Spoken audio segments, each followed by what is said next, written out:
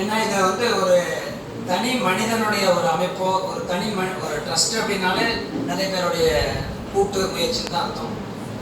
இது ஒரு ரகுராமன் அப்படின்னு ஒருத்தரால் இது உருவாக்கப்பட்டு ஒருத்தரால் இது நடத்தப்பட்டு இவ்வளோ தூரம் இது வெற்றி அடையலை. நிறைய பேருடைய கரங்கள் இங்கே இணைஞ்சிருக்கிறதுனால தான் இது நடத்த முடியுது. ஸோ அப்படி பார்க்கும்பொழுது இந்த நன்றி பாராட்டுதலை நான் சொல்லணும்னா இங்கே வெளியில் எவ்வளோ பேர் இருக்கிறாங்க. கிட்டத்தட்ட ஒரு 200-300 பேருக்கு மேற்பட்டவங்க இருக்கிறாங்க இப்போ தொடர்பில். ஆரம்பங்களில் தொடர்ந்து இருந்தவங்க கொஞ்சம் காலகட்டங்களில் பல காரணங்களால் வெளியேறினவங்களும் இருக்கிறாங்க. ஆனால் எத்தனை பேர் நம்ம அப்படின்னு பண்ணால் கணக்கு இல்லை. எத்தனையோ பேருக்கு நான் நன்றி சொல்ல வேண்டியிருக்கு. எப்படி ஆரம்பிச்சுன்னு சொல்றது நான் ஒரு எளிமையாக முடிச்சிடுறேன். நான் ஒரு இன்ஜினியரிங் இண்டஸ்ட்ரியில் ஒர்க் பண்ணிட்டு இருந்தேன். நான் ஒர்க் பண்ணிட்டு இருக்கும்போது என்னுடைய கூட ஒர்க் பண்ணிட்டு இருந்த ஒரு நண்பருக்கு ஒரு மனநல பாதிப்பு ஏற்பட்டுச்சு. அப்படி ஏற்படும் பொழுது என்னோட பேக்ரவுண்ட் பார்த்தீங்கன்னா இன்ஜினியரிங். எனக்கு இந்த ட்ரஸ்ட்டோ இந்த மாதிரியான சர்வீஸ் பண்ணுங்கிற எண்ணம் பாப்பா இருக்கும். ஏதாவது ஒரு முடிஞ்சதை பண்ணி எப்படி நீங்கள்லாம் சர்வீஸ் பண்ணுறீங்களோ அந்த மாதிரி நானும் ஏதோ ஒரு பண்ணிட்டு இருந்தேன்.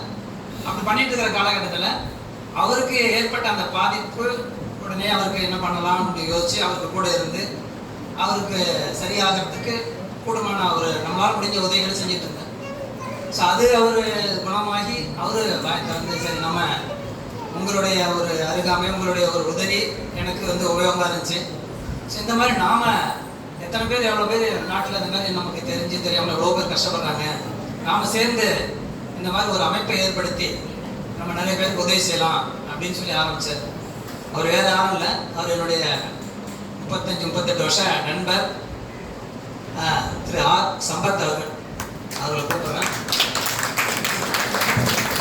முதல்ல மனநலம் பாதிக்கப்பட்டதுதான் ஏற்பட்ட விளைவுகள் என்ன, அவர் எப்படி பாதிப்பு அடைஞ்சாருங்கிறத நான் பார்த்தோம். கூட ஒர்க் பண்ண முருகன்லாம் இருக்காரு, அவருக்கெல்லாம் தெரியும். அவர் எங்கள் ஆஃபீஸு ஒரே அலுவலகத்தில் பணி செஞ்சோம். அவருடைய பாதிப்புனால தான் இந்த நிலை ஏற்பட்டுச்சு. முதல்ல பாதிக்கப்பட்டார். அதுக்கப்புறம் அந்த பாதிப்புலேருந்து வெளில வந்த உடனே இந்த மாதிரி ஒரு அமைப்பை நம்ம நிறைய பேருக்கு செய்யணும், நீங்கள் எனக்கு செஞ்ச உதவியை நம்ம சேர்ந்து நிறைய பேருக்கு செய்வோம் அப்படின்னு சொன்ன அந்த ஒரு எண்ணத்தினால தான் இந்த எல்லாம் உருவாக்கப்பட்டுச்சு. ஸோ அதனால் அவருக்கு முதல்ல நன்றி சொல்லணும்.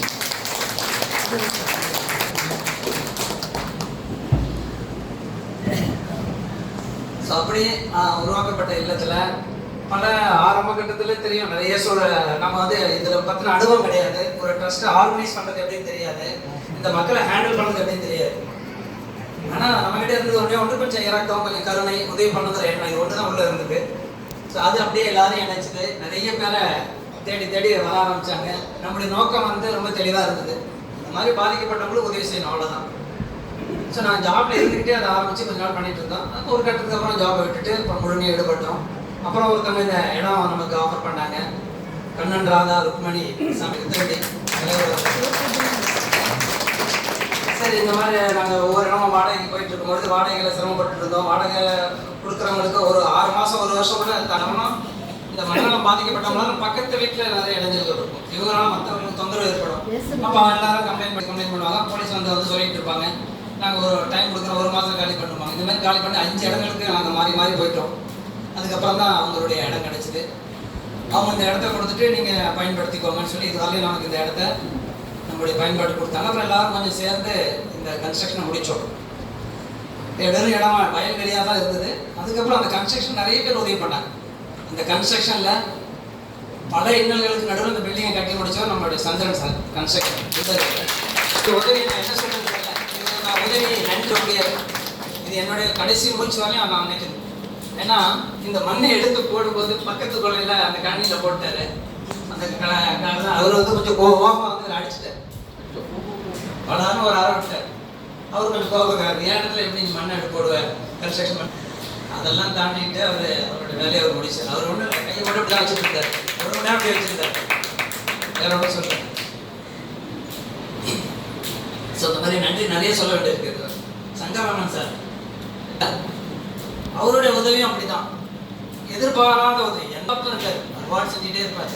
இப்போவும் அப்படிதான், அவர் பாட்டுக்கு அவருடைய வேலையை என்ன பண்ணணும் என்ன பண்ண முடியும்னு பார்த்துட்டே இருக்கிறாரு. நிறைய பேர் விட்டுடுவேன். அதனால தான் நான் பார்க்குறேன். நிறைய பேர் நன்றி சொல்லணும். புதுசாக அட்டவங்க அவங்க பார்த்துட்டு ஒரு வேலை பண்ணிட்டு இருக்கீங்கன்னு சொல்லி அவங்களால முடிஞ்ச உதவிகள் செஞ்சுட்டு இருக்காங்க. மேடம் எந்திரிங்க. மனைவி போராட்டம் போராட்டம் இந்த மாதிரி ஆளுங்க இருக்காங்க. நம்மளால முடிஞ்சது அவங்க என்னமோ அவங்க வந்து அப்பப்போ இதை பண்ணிட்டு இருக்கிறாங்க. நிறைய பேர் எல்லாத்தோட கூட இது வந்து ஒரு டாக்டர்ஸ் நமக்கு வந்துட்டாங்க. சைக்கியாட்ரிஸ்ட் மாறிட்டே இருப்பாங்க. இவர் தான் பர்மனன்ட் டாக்டர்ஸ். அப்படிதான் சொல்லுவாங்க. டாக்டர் விஜய் சைக்கியாட்ரிக் டாக்டர் வந்து அது மாதிரி நம்ம சொல்லியிருக்காங்க. அவங்களும் நான் தனியாக கூப்பிட்டு அவங்களை பாராட்ட வேண்டியிருக்கு. ஏன்னா இது ஒரு தனி மனிதன் ரகுராம்னு அவர் சொல்லிட்டாரு. ரகுராம் ஒரு ஆள் கிடையாது. நிறைய பேருடைய உதவி தான். இந்த ஸ்டாஃப்லாம் இல்லை அப்படின்னா நடத்தவே முடியாது. அவங்களுடைய ஒவ்வொருத்தருடைய டெடிகேஷன் இப்படி ஒரு கான்ட்ரிபியூட்டர் ஒரு கைண்ட் அப்படி இருக்கணும்னா அதோட பல மடங்கு அவங்க கைண்டாக இருந்தால் தான் இவங்களை ஹேண்டில் பண்ண முடியும். ஒரு இரக்கமும் கருணையும் அன்பும் இருந்தால் தான் இவங்களாம் ஹேண்டில் பண்ண முடியும். ஸோ அந்த மாதிரியான ஸ்டாஃப் நம்மளுக்கு தேடி வந்துருக்காங்க. டாக்டர் சொல்றாரு நல்ல ஸ்டாஃப் உங்களுக்கு அமைச்சிருக்காங்க அப்படின்றாரு. ஸோ அந்த மாதிரி நல்ல மனிதர்களுடைய உதவியால் தான் இந்த அமைப்பு நடந்துகிட்டு இருக்கு. நிறைய பேருடைய கான்ட்ரிபியூஷன் இருக்கு. நிறைய பேர் உட்காந்துருக்காங்க. இவங்க எல்லாமே டொனேட் பண்ணாங்க. இவங்களும் எப்படி சொல்றது தெரியல. ஆரம்பத்துல இருந்து ஞாபகம் இருக்காது. அவங்க கரெக்டாக ஞாபகம் பண்ணாங்க. என்னுடைய மாமனாருடைய பர்த்டே, மாமனார் என்னுடைய சித்தப்பாவுடைய பர்த்டேன்னு சொல்லி அவங்களுடைய திருமண நாள், அவங்க குழந்தைக்கு, அவங்க ஃப்ரெண்டுக்கு அப்படியே ஒரு குரூப் இருப்பாங்க. அவங்க ஒரு நாள் அவங்களுக்கு மட்டும் இல்லை, வருஷத்துக்கு கிட்டத்தட்ட ஒரு 15-20 பேர்கிட்ட அவங்க இருப்பாங்க. ஒவ்வொருத்தரும் அப்படிதான். அந்த மாதிரி நிறைய பேர் இருக்காங்க. முக்கியமாக சொல்லணும்னா ராஜா சரவணன், அவரை நான் ஆரம்பிக்கிறது அவருக்கு எனக்கு அறிமுகம் ஆகிறதுக்கு முன்னாடி வரலையும் 7 வருஷம் நிறைய பேருக்கு தெரியாது. நான் ஜாப்ல இருந்துட்டு இருந்தப்போ ஜாப்ல இருந்ததுன்னா அந்த இன்கம்ல வச்சு அப்படியே ரன் பண்ணிட்டு இருந்தேன். சின்ன சிம்பிளா 10 பேர் இருந்தாங்க. 10 பேர் வச்சு என்னுடைய இன்கம்ல போயிட்டு இருந்துச்சு. அவர் தான் கேட்டார், இதுக்கு நீங்க உங்க பணத்துல போட்டு பண்ணிட்டு இருக்கிறீங்க, வெளியில இருப்ப 4 பேர் சொல்லி 4 பேர்கிட்ட வாங்க, எனக்கு இதை கேட்கறது சொல்றது அப்படிங்கிறது ரொம்ப தயக்கம். போக மாட்டேன், பேச மாட்டேன். இன்னமும் அது கொஞ்சம் நீடிச்சிட்டு இருக்கு. எங்கேயாவது ஒரு இடத்துல தான் நான் ஓப்பன் பண்ணேன். நிறைய இடத்துல நான் கொடுங்கன்னு கேட்க மாட்டேன். அவர் தான் ஸ்டார்ட் பண்ணி வச்சார். அதுக்கப்புறம் தான் நிறைய பேர் அவர் எப்படி சொன்னாங்க தான் மைதிலி நிறைய பேர் அவருடைய ஃபேமிலிக்கு மட்டும் தான் பண்ணார். அவருடைய ஃபேமிலி, அவருடைய பர்த்டே. ஆனால் அவர் சொன்ன அவருடைய ஃப்ரெண்ட்ஸ், அவருடைய நெட்வொர்க் பெருசு. கிட்டத்தட்ட 62 பேரால் இன்ட்ரோடியூஸ் ஆகணும். நேற்று கனெக்ட் பண்ணி பார்த்தேன். அவர் மூலமாக மகாவிலத்துக்கு வருஷந்தோறும் ஒவ்வொரு மாசத்துல ஒரு நாள், வருஷத்துல ஒரு நாள் நம்மளுடைய பர்த்டே, திருமண நாள் அப்படின்னு கணக்கு பண்ணால் ஒரு 62 பேர். இன்னொருத்தர் அதே மாதிரி சீதாபதி, அவரு வர்றது ரொம்ப நேரம். திருமணத்துக்கு முன்னாடி வந்துட்டு போயிட்டு கூட இருந்துருந்தாரு. அதுக்கப்புறம் வர்றதில்லை. ஆனாலும் அவரு இன்ட்ரோடியூஸ் பண்ணவங்க நேற்று கணக்கு பார்க்கும்போது 50 கிட்டத்தட்ட 50 பேர் அவர் இன்ட்ரோடியூஸ் பண்ணாங்க. பண்ணிட்டே இருக்காங்க. அவங்க திருமண நாள், பிறந்த நாள் அப்படின்னு ஏதாவது ஒன்று கான்ட்ரிபியூட் பண்ணிகிட்டே இருக்காங்க.